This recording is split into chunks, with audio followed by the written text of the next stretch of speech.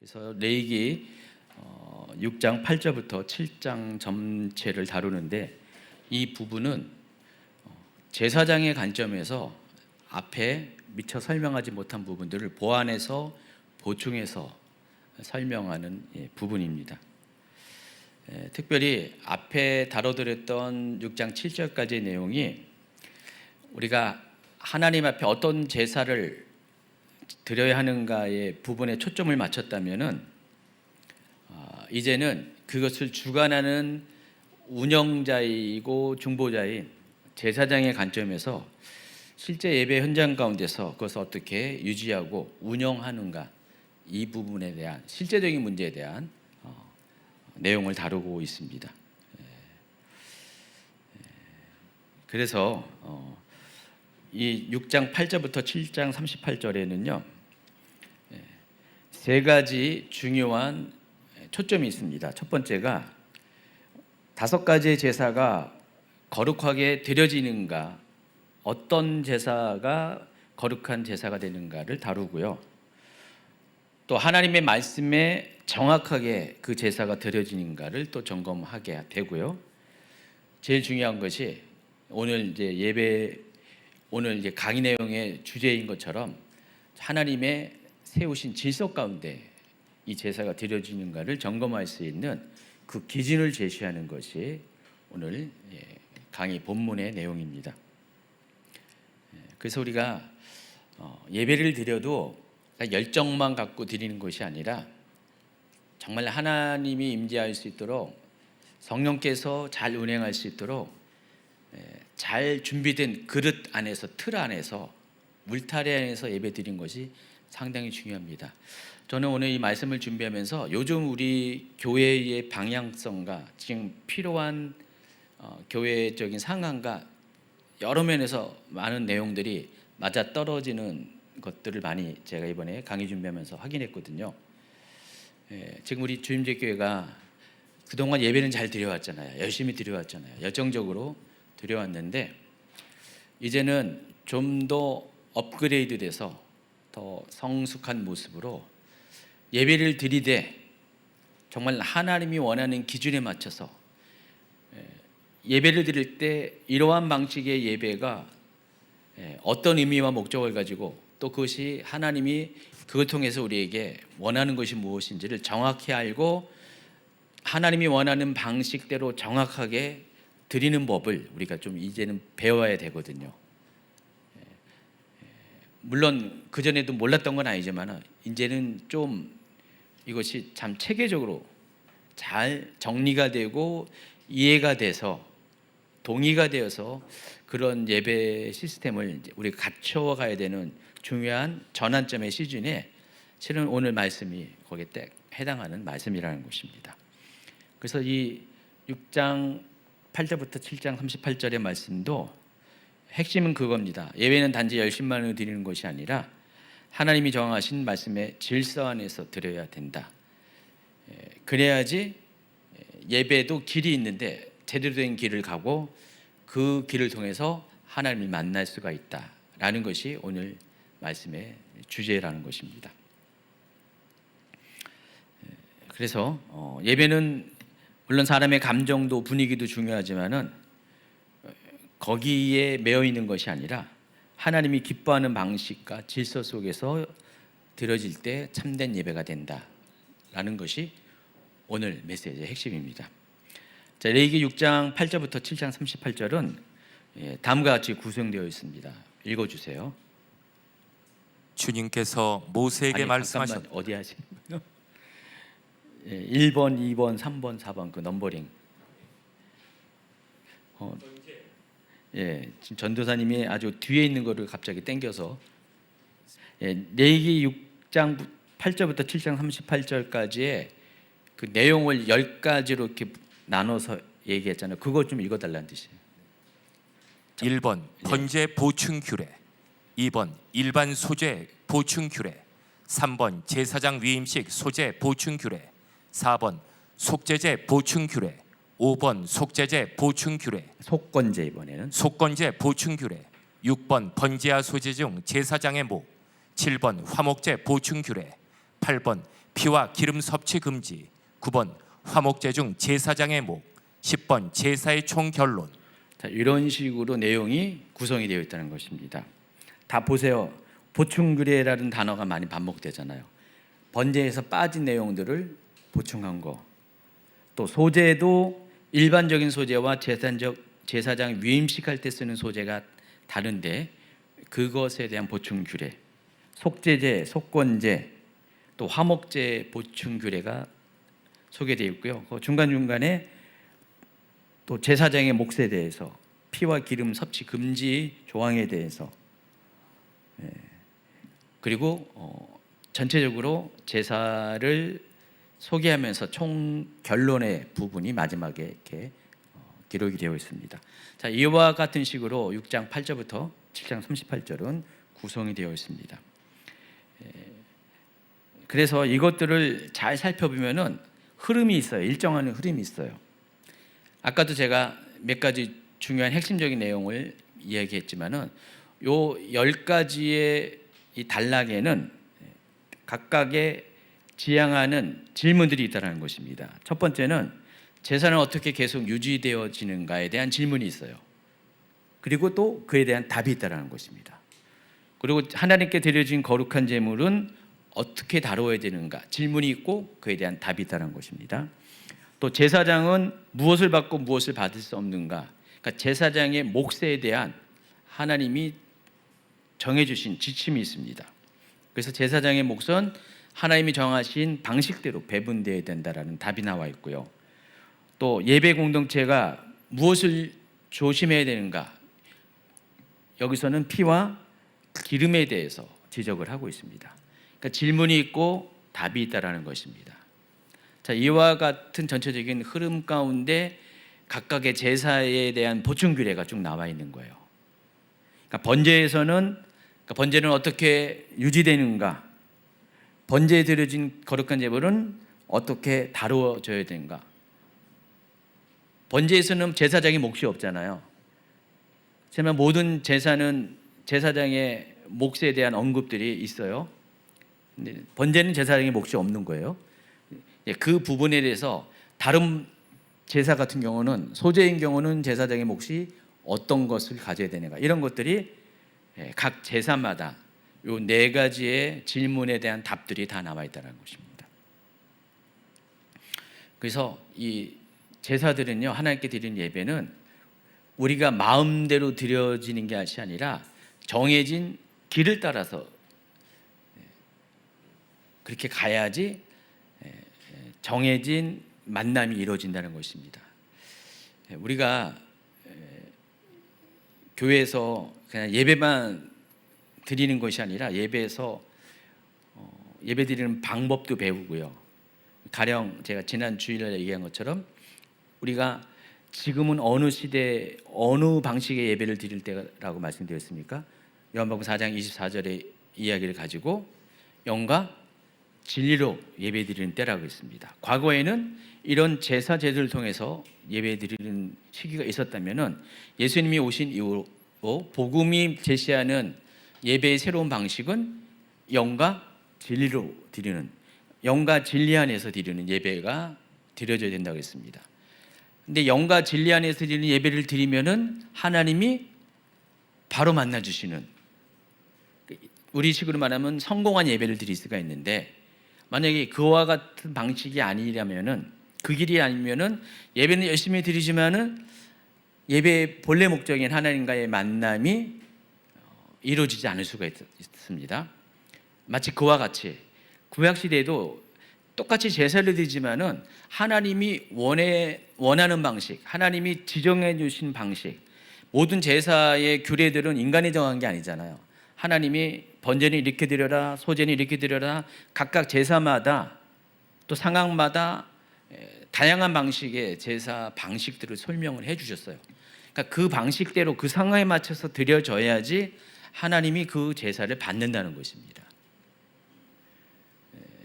그래서 이 오늘 다뤄드리는 이 부분들은 그 부분에 대해서 이야기를 하고 있습니다. 어떻게 우리가 제사를 드려야 되냐? 하나님이 정해준 질서 안에서 계속 맞춰서 드려야지 그 제사가 꾸준히 유지가 되는 거예요. 효력 있는 제사가 되어진다는 것입니다. 그 첫 번째가 번제와 관련된 보충 규례입니다. 레위기 6장 8절부터 13절 읽어주시기 바랍니다. 주님께서 모세에게 말씀하셨다. 너는 아론과 그의 아들들에게 다음과 같이 일러라. 번제를 드리는 규례는 다음과 같다. 번제물은 밤이 새도록 곧 아침이 될 때까지 제단의 석쇠 위에 있어야 하고 제단 위에 불은 계속 타고 있어야 한다. 번제를 드리는 동안 제사장은 못이 두루마기를 입고 속에는 맨살에 못이 고이를 입어야 한다. 제단 위에서 탄 번제물에 재는 쳐서 제단 옆에 모아두었다가 다시 진 바깥 정결한 것으로 옮겨야 하며 그때 제사장은 제단 앞에서 입은 그 옷을 벗고 다른 옷으로 갈아입어야 한다. 제단 위에 불은 타고 있어야 하며 꺼트려서는 안 된다. 제사장은 아침마다 제단 위에 장작을 입히고 거기에 번제물을 버려놓고 그 위에다 화목제물의 기름기를 불살라야 한다. 제단 위에 불은 계속 타고 있어야 하며 꺼트려서는 안 된다. 이미 레위기 1장에서 번제에 대한 이야기를 쭉 우리가 들었어요. 번제를 드리는 방식들이 있잖아요. 먼저 제물을 준비하고 제물을 끌고 와서 안수를 하고 또 도축을 하고 피를 뽑아내고 내장과 고기를 분리하고 뭐 이런 전반적인 작업들을 다 1장에서 소개했습니다. 또 번제에 드리는 희생 제물의 종류에 따라서 또 그것들 나누어서 설명을 했습니다. 이미 번제에 대한 이야기를 다 끝냈어요. 근데 갑자기 또 번제에 대한 얘기가 또 나와요. 근데 여기 잘 살펴보면은 거기서 미처 언급하지 않은 부분들을 이야기하고 있는 거예요. 레위기 1장이 번제에 대한 어떤 일반적인 이야기를 하고 있다면은 6장 8절부터 13절은 또다시 번제에 대한 규례를 이야기하는데 잘 보시면은 뭐와 연관이 되어 있냐면은 제사장의 역할과 연관이 되어 있어요. 그 번제를 드리는 데 있어서 주목한 것이 제사장의 역할이 어떠한가를 여기 집중적으로 다루기다라는 것입니다. 그래서 여기서 강조하는 핵심은 모두 세 가지입니다. 첫 번째, 번제물은 밤새 제단 위에 있어야 한다. 그리고 제단의 불은 꺼지지 말아야 한다. 그리고 제사장은 죄를 처리하는 일까지도 거룩하게 수행해야 된다. 자, 이 모든 것들을 누가 관리하냐? 제사장이 해야 된다는 것입니다. 제사장의 몫이라는 것입니다. 그래서 첫 번째가 제단 위의 불은 항상 타고 있어야 하며 꺼트려서는 안 된다는 이야기가 12절과 13절 두 번에 거쳐서 제가 빨간 줄로 표시했죠. 반복적으로 동일한 얘기를 합니다. 제단 위의 불은 타고 있어야 되며 꺼트려서는 안 된다. 제단 위의 불은 계속 타고 있어야 하며 꺼트려서 안 된다. 두 번이나 걸쳐서 반복적으로 12, 13절에 번제에 대한 이야기를 하면서 제단의 불을 꺼트리지 말 것을 강조하고 있습니다. 굉장히 중요하게 여긴다는 것입니다. 번제에 있어서. 그래서 제사장의 가장 기본적인 것은 불을 관리하는 일입니다. 불이 꺼지지 않도록. 아마 그 제사장 그때 제사장들은 아주 이것 때문에 제사장 교육을 받을 때 아주 야박하게 교육을 받았을 것 같아요. 여러분 제사장이 30살부터 본격적으로 제사장 일을 하잖아요. 근데 그 전부터 제사장들은 훈련을 받을 거 아니에요. 즉 제사장 가문에 태어나면은 훈련을 받을 거예요. 그리고 30살이 딱 되면은 이제는 정직원이 되는 거예요. 그래서 50세까지 20년 동안만 제사장 역할을 합니다. 근데 그 제사장의 역할을 하기 전까지 수련 기간에 있어요. 약 5년 정도의 수련 기간을 갖는데 실제로 성경에 기록되어 있습니다. 25살부터 그 성소의 일을 볼 수가 있는데 이 본격적인 이 일은 못해요. 도와주고 배우는 수련 기간이 5년의 기간이 있는데 이 5년 동안 제일 많이 그냥 귀에 못이밭으로 들은 게 뭐예요? 야, 너 제단에 불 꺼트리면 안 돼. 딴 거 몰라도 제단에 너 불 꺼트리면 너 뭐 죽는다 그런 소리를 했는지 모르지만은 안 돼. 너 이거는 명심하고 또 명심해야 돼. 귀에 못이 박도록 제사장들은 그 얘기를 들었을 것입니다. 그래서 제사장의 가장 기본적인 책임이 여러 가지 다양한 일들을 많이 해야 되지만은 제단에 불을 꺼트리지 않는 불관리를 합니다. 자, 이 제단이 어디 있어요? 이 번제단이 어디 있습니까? 성막 뜰에 있잖아요. 성막이 있고 울타리 안에 있는 뜰에 있습니다. 그러니까 실외예요, 실외. 제가 이 얘기를 하는 이유는 성소 안에는요 바람이 막을 수가 있잖아요. 그래서 거기도 불이 타오르죠. 저기 메노라가 있고요. 또 숯불이 있죠. 분향단에 숯불이 있죠. 근데 그는 관리하기가 나름대로 쉬운데 이거는 바깥에 있어요. 막 광야에 있으면은 광풍이 불 수도 있고요. 비는 거의 안 오지만 비도 올 수가 있잖아요. 비가 오든 뭘 하든 간에 불은 꺼뜨리면 안 돼요. 이게 쉬운 거 아닙니다. 이 불관리가 엄청나게 어려워요. 여러분도 불관리 힘들잖아요. 하나님 여러분에게 펴놓은 열정의 불, 예배의 불, 이거 목숨 걸고 지켜야 됩니다. 제사장이 그래 한 것처럼 여러분 말로만 나는 왕 같은 제사장이라고 했는데 좋은 것만 취하지 마시고요. 여러분이 왕 같은 제사장이라면은 여러분의 해야 될 몫이 뭐예요? 예배의 불을 꺼트려서는 안 되는 거예요. 교회는 이 불을 꺼트리면 안 됩니다. 특히 이 당시에 번제단의 불은 아무 불이나 사용한 게 아니잖아요. 하나님이 주신 불이었어요. 그냥 그때그때마다 라이터 불로 갖고 켜는 게 아니라 하나님의 주신 불이었습니다. 하나님이 하늘에서 내려주신 불을 계속 그것을 유지하는 겁니다. 꺼트리지 않고. 이게 굉장히 중요한 거예요. 그래서 제사장의 첫 번째 임무가 불을 이렇게 꺼트리지 않고 유지하는 것입니다.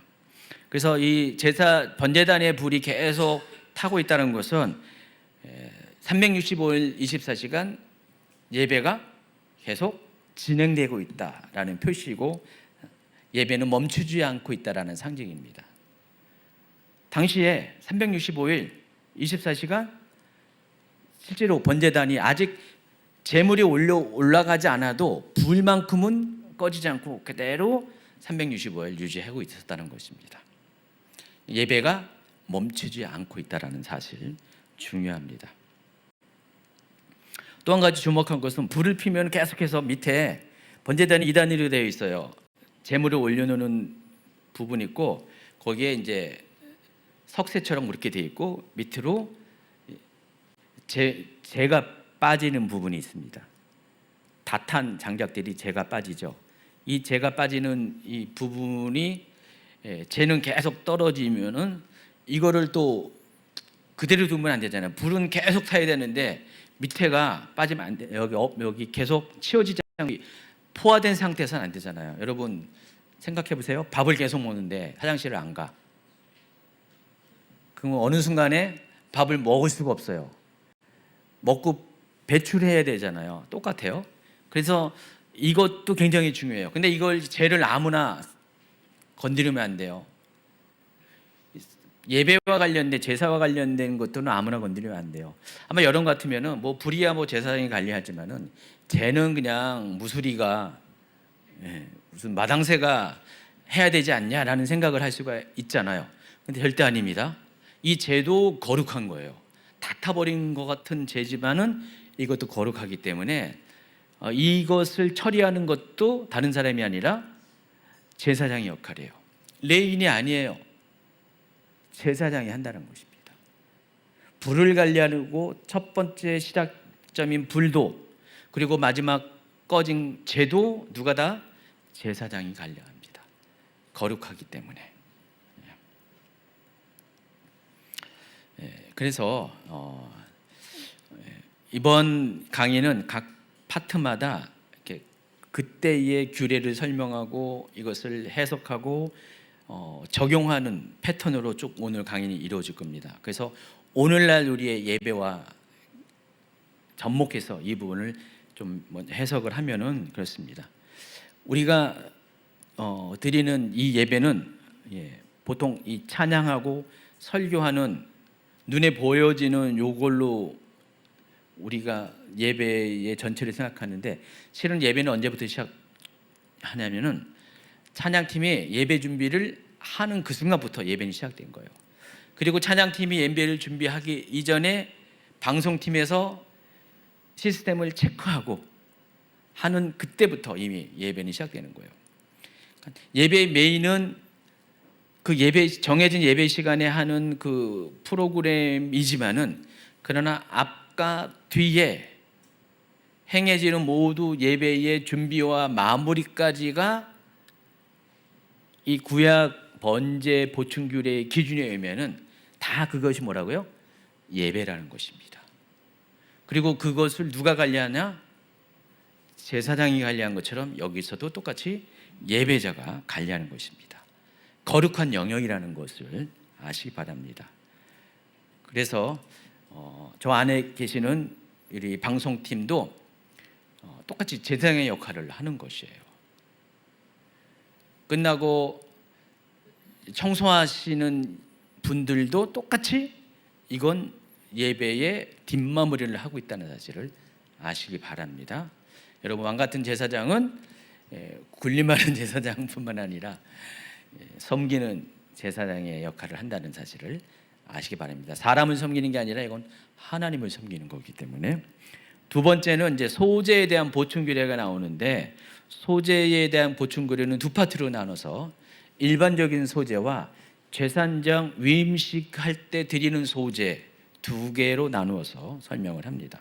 자, 레위기 6장 14절부터 18절까지 이야기를 먼저 다뤄드리도록 하겠습니다. 곡식 제물을 바치는 규례는 다음과 같다. 그 제물은 아론의 아들들이 주 앞 곧 제단 앞에 바쳐야 한다. 그리고 그들 가운데서 한 제사장이 곡식 제물에서 기름 섞인 고운 밀가루 한 줌과 곡식 제물에 얹어 바친 향을 모두 거두어서 곡식 제물을 모두 바치는 정성의 표시로 그것을 제단 위에서 불사르면 그 향기가 주를 기쁘게 할 것이다. 나머지는 아론과 그의 아들들이 먹을 몫이다. 누룩을 넣지 않고 거룩한 곳에서 먹어야 한다. 곧 그들은 회막을 친 뜰 안에서 그것을 먹어야 한다. 절대로 누룩을 넣고 구워서는 안 된다. 그것은 내게 살라 바치는 제물 가운데서 내가 그들의 몫으로 준 것이다. 그것은 속죄 제사나 속건 제사의 경우와 마찬가지로 가장 거룩한 것이다. 아론의 자손들 가운데서 남자는 모두 주에게 살라 바치는 이 제물에서 남은 것을 먹을 수 있다. 이것은 너희가 대대로 영원히 지켜야 할 규례이다. 이 제물을 다 한 건가요? 이 제물을 만지는 사람은 누구든지 거룩하게 될 것이다. 뒷부분이 남아 있네요. 제가 이 소제에 대한 이야기를 하면서 뭘 강조했냐면은, 소제는 곡식으로 드리는 제물이죠. 보통 고운 가루를 드리지만은 또 곡식으로 만든 빵 같은 것들도 드려지잖아요. 뭐 화덕에 구웠냐, 번철에 구웠냐, 또 뭐였죠? 냄비에 구웠냐, 냄비에 삶았냐. 그래서 그냥 고운 가루 그대로 드리는 방식과 세 가지의 도구를 사용해서 드리는 방식, 모두 네 가지 방식의 소제를 설명해 드렸죠. 생각 안 나시나요? 나죠. 근데 사람들이 이제 소제를 갖고 와서 하나님께 드립니다. 소제는 기념 제사잖아요. 번제를 드리면서 같이 드리는 겁니다. 근데 소제를 드릴 때 원래 희생제물 전체를 다 드리잖아요. 번제의 경우 각을 떠서 다 통째로 드리잖아요. 그런데 이 소제 같은 경우는 만약에 이만큼 한 통을 소제물로 하나님께 드린다고 갖고 오면은 전체를 다 드리는 게 아니에요. 그 전체 중에서 한 줌만, 한 주먹으로 해서 이것만 드립니다. 여기 그림에 잘 표시가 되어 있죠. 자, 보시면은 왼쪽에 이만큼 소제물로 갖고 왔어요. 저 큰 통에다가 고운 밀가루를 갖고 왔습니다. 그러면은 거기서 한 줌밖에 안 되는 요만큼만 가지고 제사장이 번제단 안에 그를 화제 살라드리는 제물로 드립니다. 그 나머지 왼쪽에 있는 것은 뭐예요? 제사장이 가져요. 다른 사람 먹으면 안 돼요. 레인이 먹어서도 안 돼요. 오직 제사장. 왜냐하면 하나님께 드려진 모든 것은 이미 하나님 앞에 거룩하게 구별된 거잖아요. 일단 하나님께 딱 드려지는 순간에 선이 거지는 거예요. 더 이상 이것은 사람이 건드릴 수가 없는 거고 하나님의 몫이에요. 그래서 하나님 앞에 거룩하게 구별된 사람만 이것을 건드릴 수가 있는 거예요. 그 사람이 누구예요? 제사장이에요. 그래서 제사장의 몫입니다. 그 얘기를 하고 있어요. 첫 번째는 한 줌에 대표되는 것을 드려야 된다. 그래서 이것을 기념의 제사라고 부릅니다. 그리고 남은 것들은 모두 다 제사장이 이걸 가져야 된다. 근데 여기 보면은 거룩한 곳, 곧 회막 안뜰에서 먹어야 된다라고 되어 있어요. 소제의 규정의 경우. 자, 이렇게 엄격하게 소제의 규정을 다루는 이유가 그 17절 마지막 절에 나와 있습니다. 그것은 소제를 말한 것입니다. 속죄 제사나 속건 제사와 마찬가지로 가장 거룩한 것이다. 그래서 여러분 이 소제에 드려지는 제물도 속죄제나 속건제 수준의 거룩함이 있기 때문에 반드시 제사장이 또 반드시 성막들 안에서 먹어 없애야 된다라고 이렇게 규정을 하고 있습니다. 그래서 하나님께 드려진 것이기 때문에 그렇다는 것입니다. 갖고 나가서는 안 돼요. 가서 집안 식구들 다 나눠 먹는 게 아니라 소제인 경우는 여기서 먹는다는 것입니다. 그래서 우리가 또 한 가지 알아야 될 것은 하나님께 드려졌다는 사실 자체가 그 제물의 성격을 바꾼다는 사실을 아셔야 됩니다. 그냥 밀가루가 일상적인 음식 재료이지만 일단 하나님께 올라가는 그 순간부터 더 이상 평범한 것이 아니라 가장 거룩한 것이 되는 것입니다. 그래서 우리가 우리 삶 가운데 하나님 앞에 소제처럼 드려지는 것들이 많이 있어요. 소제는 헌신의 제사잖아요. 번제는 우리의 죄의 문제를 가지고 하나님께 전적인 헌신을 가지고 드리지면은 드리는 제사라면 두 가지 목적이라면은 이 소제는 그 죄 사함에 대한 감사의 마음으로 우리의 시간과 물질과 재능과 봉사와 섬김을 하나님께 올려드리는 것이 소제입니다.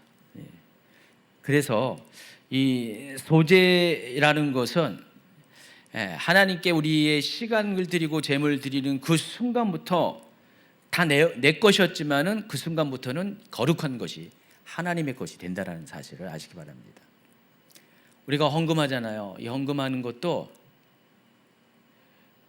갖고 있을 때는 내기 전에는 내 돈이었지만은 일단 하나님께 딱 드려진 그 순간부터는 그것은 성물이 되는 거예요. 제가 지난번에 속건제 이야기를 하면서 속건제가 하나님 것을 도둑질하는 것일 때 그 죄를 속량하기 위해서 드리는 것이 속건제라고 했잖아요. 근데 그 중에 하나가 뭐라고 했어요? 하나님께 드려진 것을 헌금이나 11조나 물건이나 이런 것들을 개인적으로 사적으로 사용하는 것. 거의 대부분이 이것을 하는 것은 거기에 가까이 접근할 수 있는 사람들이 하겠죠. 어쩌면 레인이 할 수 있고 제사장이 할 수 있고. 그래서 아니면은 또 11조의 경우는 아예 내야 되는데 내지 않는 것. 이것은 개인이 그렇게 하나님 것을 도둑질할 수가 있죠. 그래서 이 것들이 하나님께 일단 딱 드려지기만 하면은 그때부터는 내 것이 아니고 성물이 되기 때문에 자, 이 부분에 대해서 하나님 앞에 드려진 것을 절대로 사람이 건들 수가 없다는 것입니다. 거룩한 것이 되기 때문에. 여러분이 그렇기 때문에 내가 드리는 모든 것이 하나님께 드려지는 순간 거룩한 것이다라는 것에 대해서 자부심 차원에서 생각하라는 것이 아니라 어쩌면 두려움 차원에서 여러분이 생각을 하셔야 됩니다. 그리고 똑같이 소제지만은 이번엔 제사장 위임식 때 드리는 소제는 어떤 방식으로 드려지는가? 제사장 위임식 소제의 보충 규례에 대해서 19절부터 23절 읽어주시기 바랍니다. 주님께서 모세에게 말씀하셨다. 아론과 그의 아들들을 기름 부어 세우는 날에 제각기 주에게 바쳐야 할 제물은 다음과 같다. 늘 바치는 곡식 제물에서와 같이 고운 밀가루 10분의 1 에바를 가지고 반은 아침에 그리고 반은 저녁에 바친다. 그 제물은 기름에 반죽하여 빵 굽는 판에다 구워야 한다.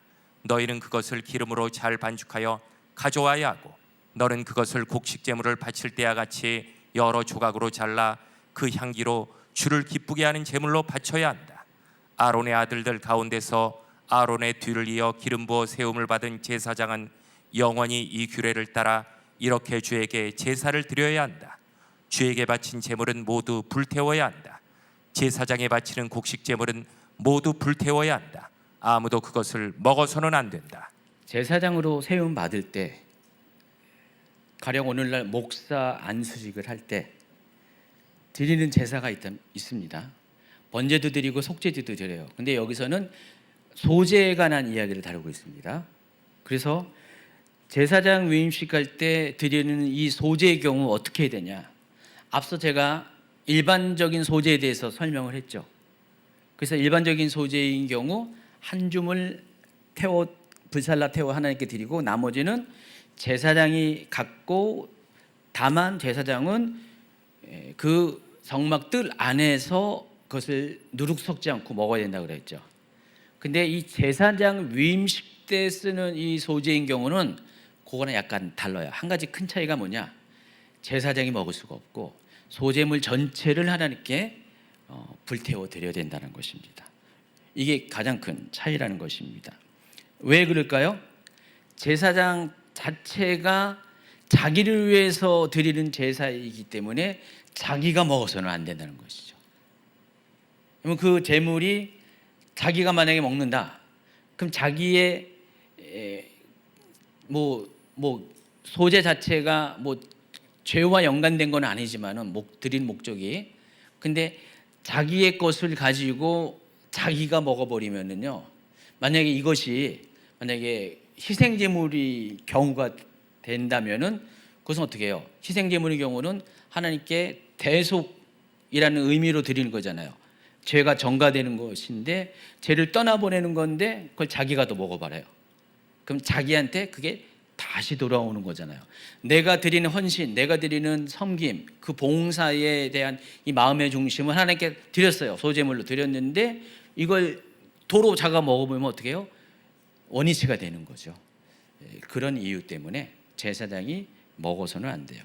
그리고 이것도 하나님께 제사장을 위해서 드려진 거룩한 거기 때문에 그 목적대로 이거는 완전하게 분리가 일어나야 됩니다. 그래서 요거는 그와 같은 방식으로 제사장이 드린 위임식 때 드린 소제물은 제사장이 먹지 않고 반드시 전부를 하나님께 태워서 올려드린다는 것입니다.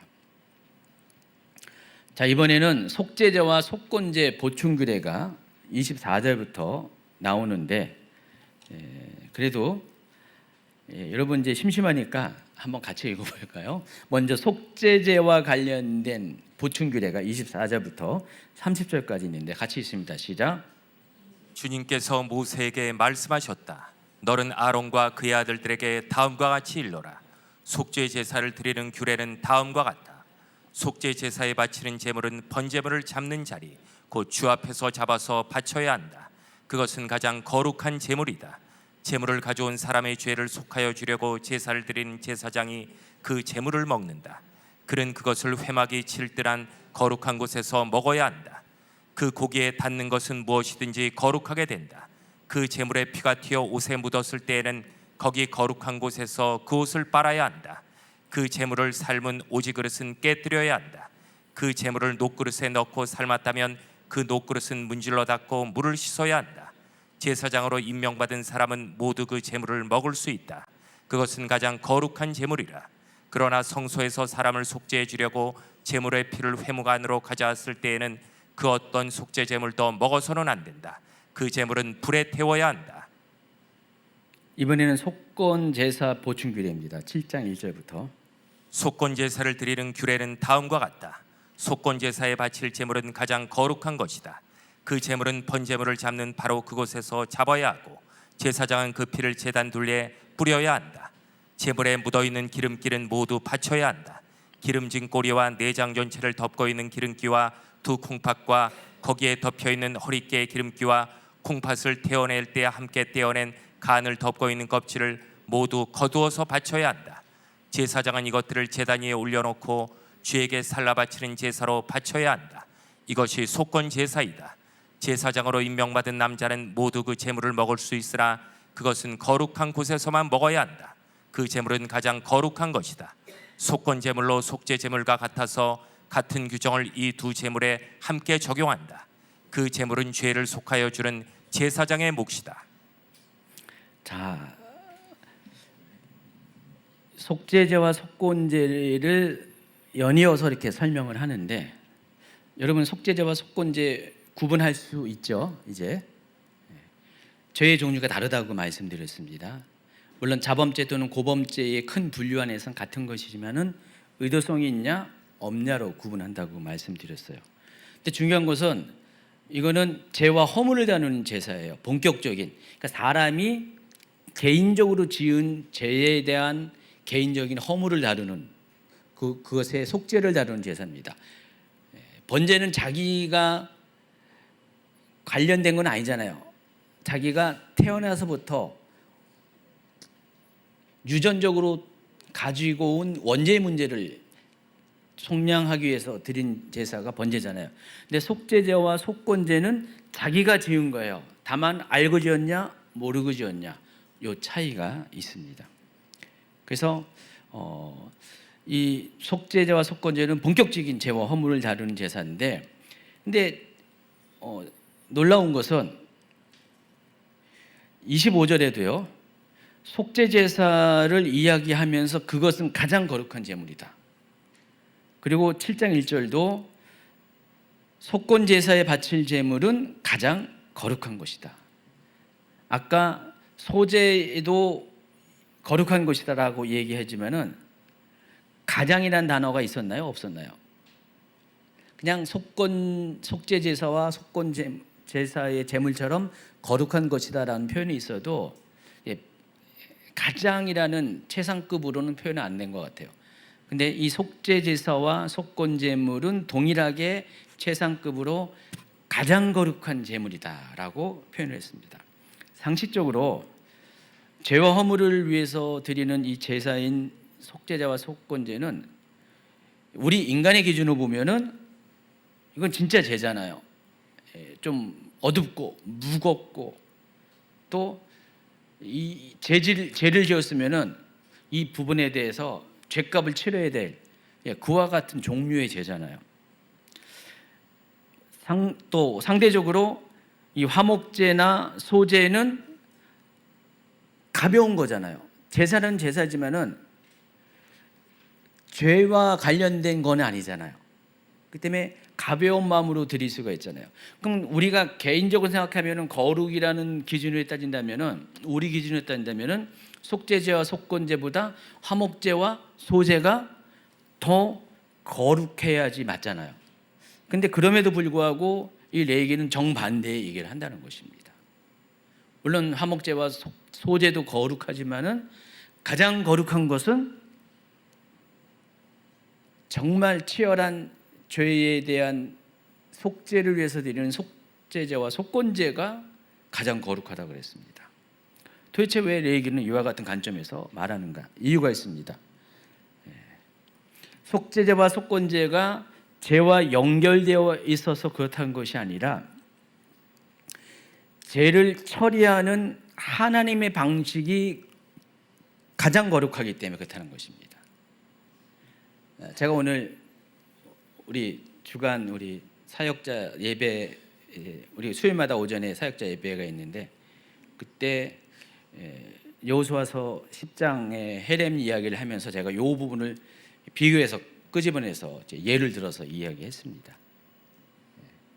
하나님께 우리가 제사를 드릴 때 우리 기준과 달리 이렇게 가장 치열한 죄의 문제를 다루는 제사에 올려진 제물이 거룩하다고 하는 그 이유가 실은 다른 것 때문에 그런 것이 아니라 하나님께서 우리에게 주시는 은혜와 죄의 깊이가 비례하기 때문에 그렇다는 거예요. 여호수아서 10장부터 쭉 뒤에 보면은요 22장까지 계속 정복 전쟁에 관한 이야기가 쭉 나와요. 근데 여호수아가 그 가나안 땅의 성들을 정복한 다음에 우리 개역 개정에는 그게 표시가 안 돼 있는데 세번역으로 읽어보면은요 그 도시를 희생제물로 하나님께 올려드렸다, 그런 표현들이 반복적으로 나와요. 그게 헤렘이라는 뜻인데, 희생제물로 올려드렸다, 헤렘을 드린 것은 목적이 죄의 제거를 위해서 그게 드린 거예요. 그러니까 그 도시 전체가 가나안 땅에 우상 숭배가 아주 팽배했던 땅이잖아요. 하나님이 이스라엘 백성을 그 땅에 들어가서 그 땅을 정복하라고 하는 그 배경 중에 하나가 그 땅이 워낙에 우상 숭배가 심하고 죄악이 깊었기 때문에 그 땅에 대한 심판의 목적도 있어요. 그래서 그 땅의 사람들을 어떻게 하라고 했습니까? 어린아이도 남김없이 다 죽이라고 그랬어요. 우리 기준으로 보면 정말 말도 안 되는 살육이잖아요. 근데 하나님께 다 죽이라고 했어요. 왜냐하면 그 땅이 죄악이 너무나 심각하기 때문에. 그래서 우리가 뒤에 다루는 레위기 뒷부분에 다루는 정결법전에 보면은요 그렇게 말하는 이유 중에 가장 큰 이유 중에 하나가 앞으로 가나안 땅에 들어갔을 때 가나안 땅의 민족이 이렇게 행하고 있는 것들을 너희는 하지 말라는 의미에서 그 정결법을 주신 거거든요. 이렇게 하면 안 된다. 가나안 땅은 이렇게 하고 근친상간을 하고 뭐 동성애를 하고 이런 것들이 수간을 하고 이런 것들이 다 레위기 뒷부분에 나와 있어요. 중간 뒷부분에 나와 있어요. 그래서 하나님은 그 땅을 점령할 때 모든 것들을 다 죽이라고 하면서 그 사람들 자체가 희생 제물이 돼서 헤렘이 되어서 죄를 제거하는 목적으로 그들을 다 죽일 것을 명령을 하고 있습니다. 뭔 얘기다가 여기 한 건지 생각이 안 나는데, 그래서 하나님은 죄를 그 죄가 이렇게 깊으면 깊을수록 하나님은 그 죄를 바라본 하나님의 관점은 뭐냐? 에이, 넌 죽어야 돼. 너는 그냥 죄 심판을 받아 마땅해라는 그런 관점보다도 그것들을 빨리 거룩하게 정화시키고 더 온전케 하려고 하는데 하나님의 관점이 가 있다는 거예요. 그래서 그들이 죽음이 곧 희생 제물이 되어서 그 깊은 죄도 최악의 죄도 하나님이 속량하기 위해서 속죄하기 위해서 그들을 희생 제물로 삼아서 그 땅을 정화시킨다는 거예요. 그래서 결국은 그 도시들을 이스라엘 사람들이 불태우지 않고 다 그대로 접수합니다. 일부만 빼고는 다 접수를 해요. 그대로 사용합니다. 리모델링을 해서 다 사용을 하게 됩니다. 근데 만약에 그것을 그렇게 희생제물처럼 헤렘으로 드리지 않으면 어떻게 해요? 그 장소 자체도 더럽잖아요. 왜냐하면 거기서 우상숭배가 했던 장소이기 때문에, 온갖 영적인 더러움이 있었던 장소이기 때문에. 그럼 다 허물어야 돼요. 아이성처럼 다 허물어야 되고요, 여리고성처럼 다 허물어야 되고 다 그래야 돼요. 근데 하나님은 그러지 않고 대표적인 몇 군데 샘플로 되는, 아까 소재처럼 소재가 샘플이잖아요.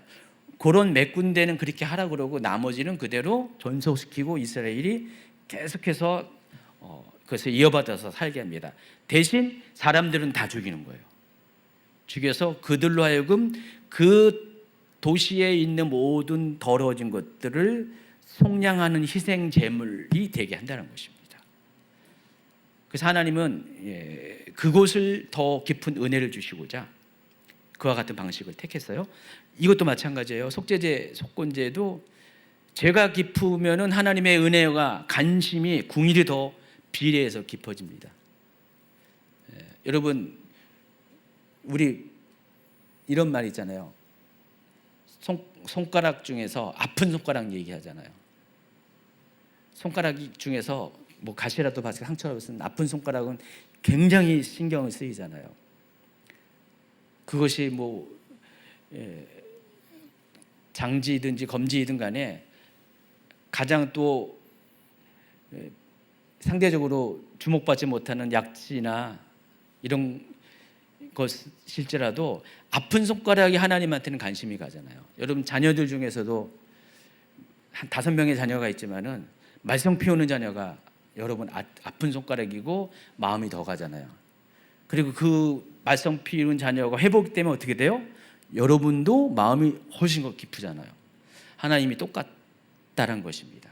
그래서 가장 깊은 죄를 다루는 속죄죄와 속건죄가 통해서 그 모든 죄들이 다 속량될 때 하나님 것을 가장 거룩한 것으로 보신다는 사실을 아시기 바랍니다. 그래서 이 속죄죄와 속건죄는요, 제사 드리는 방법이 굉장히 복잡해요. 이렇게 시간 관계상 지나갑니다. 그래서 몇 페이지를 보냐면은 130페이지 넘어가면은요, 결국 레위가 말하는 바는 이것입니다 해서 문제가 더 심각할수록 그 문제를 다루는 하나님의 일도 더 엄중하다. 그래서 죄를 다루는 제사가 오히려 가장 거룩한 것으로 불리는 까닭이 여기 있다는 것입니다. 자, 이제 6번으로 넘어갑니다. 제사장의 목 7장 8절, 9절, 10절 그리고 건너뛰어서 28절부터 36절까지인데 시간 관계상 8, 9, 10절만 읽어주시기 바랍니다. 어떤 사람의 번제를 맡아서 드린 제사장은 번제물에서 벗겨낸 가죽을 자기 몫으로 차지한다. 화덕에서 구운 곡식 제물이나 솥이나 빵 굽는 판에서 만든 제물들은 모두 그것을 제단에 바친 제사장의 몫이다. 곡식 제물은 모두 기름에 반죽한 것이나 반죽하지 않은 것이나 가릴 것 없이 아론의 모든 아들이 똑같이 나누어서 가져야 한다. 이미 이거 한 번씩은 그 이야기를 할 때 각 제사를 할 때 언급을 한 번씩은 한 거예요. 그러니까 제사를 드릴 때 5가지 제사 드릴 때 거기에 부산되는 거 번제물 빼고 나머지 4가지의 제사 드릴 때 어떤 것을 제사장의 몫으로 하냐 이 부분을 다룬 것입니다. 그래서 번제를 드릴 때 제물의 가죽은 제사장의 몫이 된다. 화덕이나 솥 또는 번철에서 만든 소재 역시 제사장의 몫이 된다. 그리고 화목제의 경우에는 제물의 가슴과 오른쪽 넓적다리가 제사장의 몫입니다. 그래서 가슴은 어떻게 드리냐면 하나님께 흔들어 드리는 요제로 드리고요. 그리고 오른쪽 넓적다리는 들어 올려 바치는 거제로 드립니다. 그리고 이 요제와 거제로 드리는 행위가 끝난 다음에 나머지는 제사를 드린 사람이 몫으로 떨어집니다. 나머지 부분들은 제사장 제주의 몫으로 돼요. 예배자의 몫이 돼서 그걸 가지고 가족과 이웃을 초청해서 함께 먹게 되는 그와 같은 절차를 벌입니다. 화목제의 특징이에요. 그래서 이렇게 쭉 보면은요, 그 모든 제사마다 번제를 빼고는 다 제사장의 몫이 있다는 사실을 아시기 바랍니다. 그래서 첫 번째요, 제사장의 몫이 있는 이유는 그 드려진 제물이 거룩하기 때문에 누구도 거룩하지 않은 사람이 그 제물을 침범하면 안 되기 때문에. 두 번째 목적은 하나님은 그 드려진 제물을 통해서 제사장의 삶을 영위하게 하세요. 여러분 그거 아시죠? 땅을 분배할 때 다른 지파들은 다 유산이 있었어요. 유업이 있었어요. 농사를 지을 땅이 있었죠. 근데 레위인들은 그 유업이 없었죠. 근데 레위인들은요, 한 가지 다른 게 있어요. 레위인이 거주하는 성읍이 주어졌고요. 모두 48개의 성읍에 흩어져서 레인들이 살았고요. 그 성읍마다 성읍의 기준으로 반경 1200m인가 정확하게 1000m인가 해가지고 사방으로 해서 그 목초지를 주어졌어요. 그러니까 레인들이 제사에 사용할 수 있는 가축을 기르는 목초지가 주어졌어요. 일반적인 농사를 지은 땅은 주어지지 않지만은 그들이 거주할 집과 성읍과 목초지를 주어졌어요. 그건 레인의 몫이죠. 근데 제사장은 어떤 거예요? 제사장은 그게 아니었어요. 그래서 제사장은 철저히 성전에서 드려진 제사에서 나오는 음식을 갖고 살았습니다. 제가 영화 전체를 보지 않았지만은 숏 영상으로 잠깐 떠가지고 광해 왕이 된 남자 영화 뭐 유명했었잖아요. 이병헌 씨가 나온 주인공으로 나와 있는. 그러니까 왕을 비슷하게 생긴 광대를 왕의 유고 씨의 이제 왕처럼 딱 꾸며가지고 왕 노릇했잖아요. 근데 이 사람이 이제 밖에서 못 먹고 살다가 딱 왕이 됐는데 수라가 딱 나왔어요. 이만큼 나왔어요. 이게 웬 떡이냐면서 싹 다 먹어붙였어요. 그랬더니 거기서 이 수라를 준비한 하인 여기 궁녀들이 막 서로 그냥 쳐다보면서 뭐 어쩔 줄을 모르고 막 했어요. 이 사람이 몰랐는데 싹 비워주면 설거지 잘할 수 있어서 잔반 처리 안 해서 좋은 줄 알았는데 알고 봤더니 나중에 이제 내시가 얘기하는 거예요. 이 궁녀들은 이 왕이 먹다 남은 음식으로 끼니를 채운다.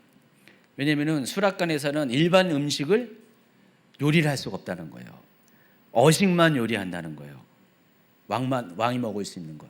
그래서 이 사람들은 왕이 먹은 음식이 내려오지면은 그걸 가지고 자기 배우를 채는데 아니 갑자기 이 왕이 갑자기 식욕이 돋아가지고 싹 먹어치우니까 그날 굶었다는 거예요. 그걸 알고 이병헌이 그다음부터는 그냥 조금만 먹고 그냥 남겨주는 거예요. 그날 궁녀들이 잔치를 벌였잖아요. 이게 웬 떡이냐 하면서 똑같은 거예요. 하나님께 드려진 것은 제사장이 마치 궁녀처럼 하나님께 드려진 것을 가지고 제사장이 살기 때문에 그래서 하나님은 제사장의 목도 이렇게 챙겨주었다는 것입니다. 여러분 가슴 부분하고 넓적다리 우리 치킨 시켜 먹으면은 여러분 어떻습니까? 다리부터 먹는 사람이 있죠. 제일 맛있는 부분입니다. 그리고 다리, 넓적다리, 가슴 부분은 어떻습니까? 가장 건강한 부분이죠. 하나님 어쩌면은 가장 좋은 것으로 그렇게 하나님께 드려주고 가장 좋은 것으로 제사장이 먹게끔 하시는 것 같습니다. 자 이제 더 빨리 진행하겠습니다. 7번 화목제 보충 규례. 읽지는 않을 겁니다. 길어서. 그래서 레위기 7장 11절부터 21절에는 화목제에 대한 보충 규례가 설명되는데 여러분 알다시피 화목제는 크게 세 가지예요. 감사제, 서원제, 자원제입니다. 이건 죄와 상관이 있는 것이 아니죠.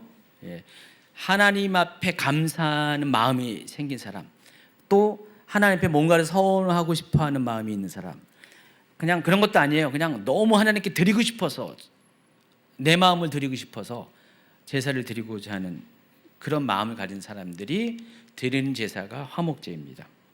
자, 그런데 이 감사제로 드리는 화목제와 서원제나 자원제를 드리는 화목제는 똑같이 이 화목제는 하나님께 올려드릴 것은 뭐죠?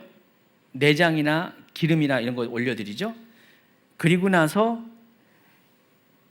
이 오른쪽 뒷다리와 넓적다리와 그리고 가슴 부분은 제사장이 갖죠. 근데 나머지는 사람들이 먹게 되잖아요. 근데 그럴 경우 먹는 날이 먹어치우는 날이 기준이 달랐어요. 그러니까 감사제는 반드시 그날에 먹어야 되고요. 서원제나 자원제는 다음 날까지 먹을 수가 있습니다. 똑같은 건데 똑같은 제물로 드릴 수가 있는데 화목제의 종류에 따라서 소비하는 유효 기간이 달랐다는 것입니다.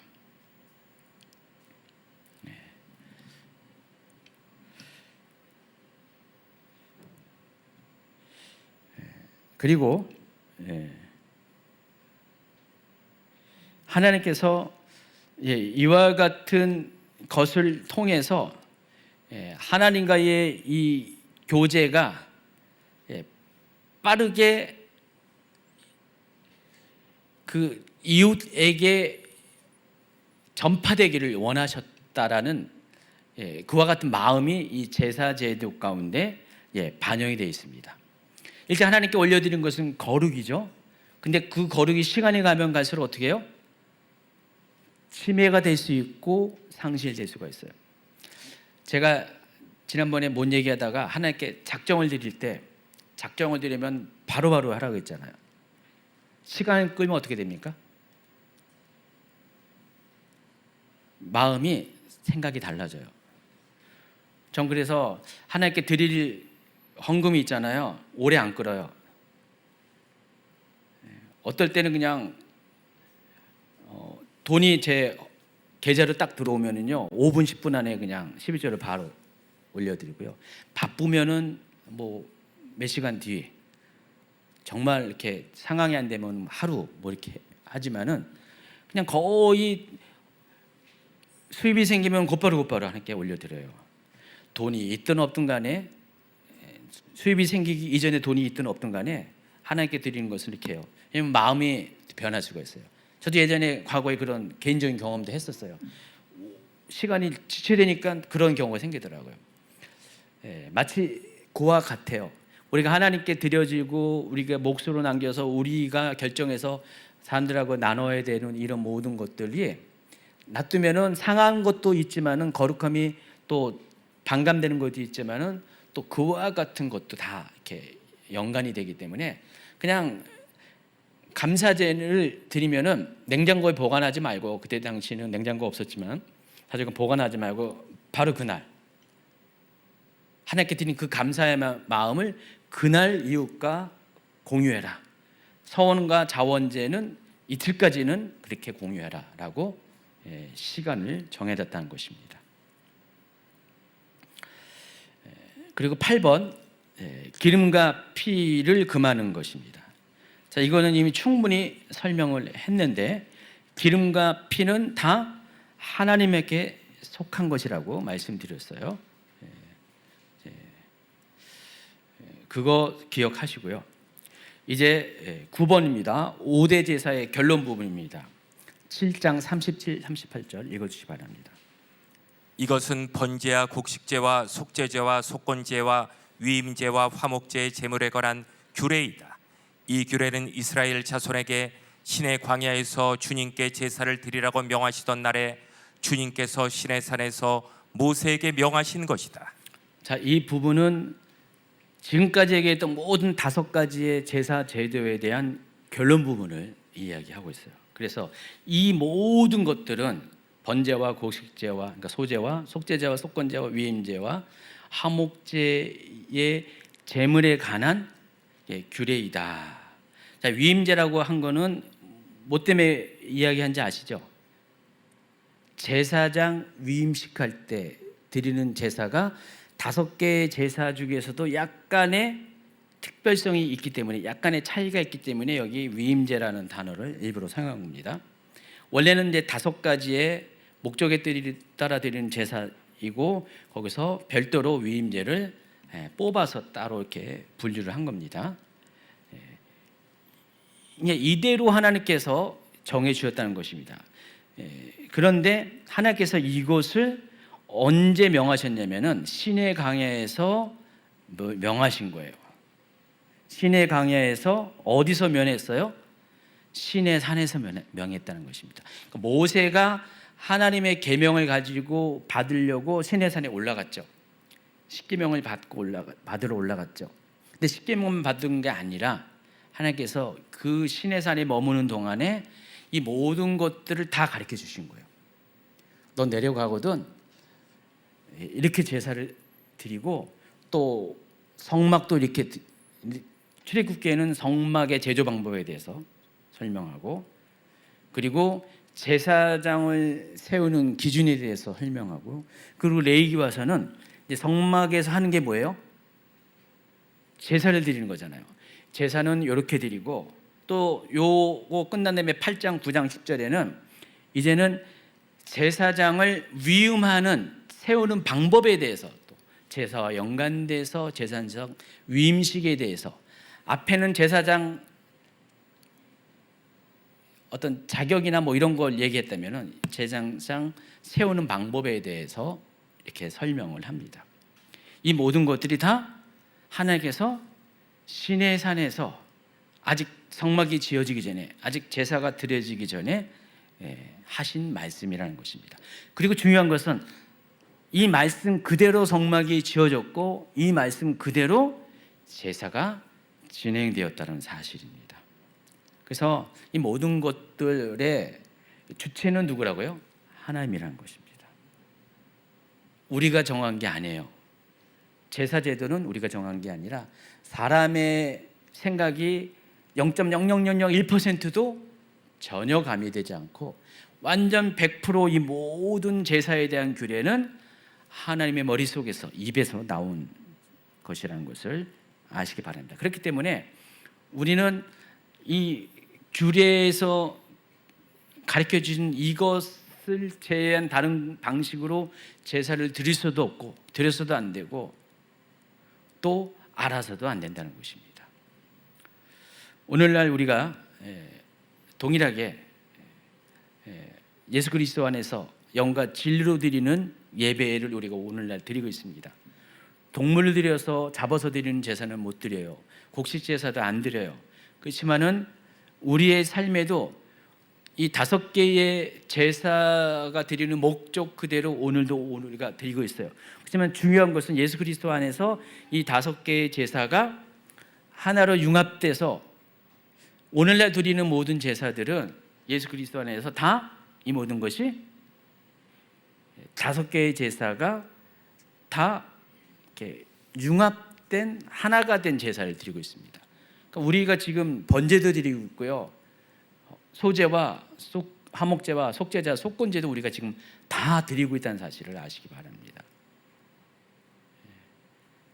그러면 우리가 이스라엘 백성이, 구약의 이스라엘 백성이 하나님이 정해놓은 길을 따라서 제사를 드린 것처럼 오늘날도 우리가 하나님이 정해주신 방식대로 제사를 드려야 되죠. 예배를 드려야죠.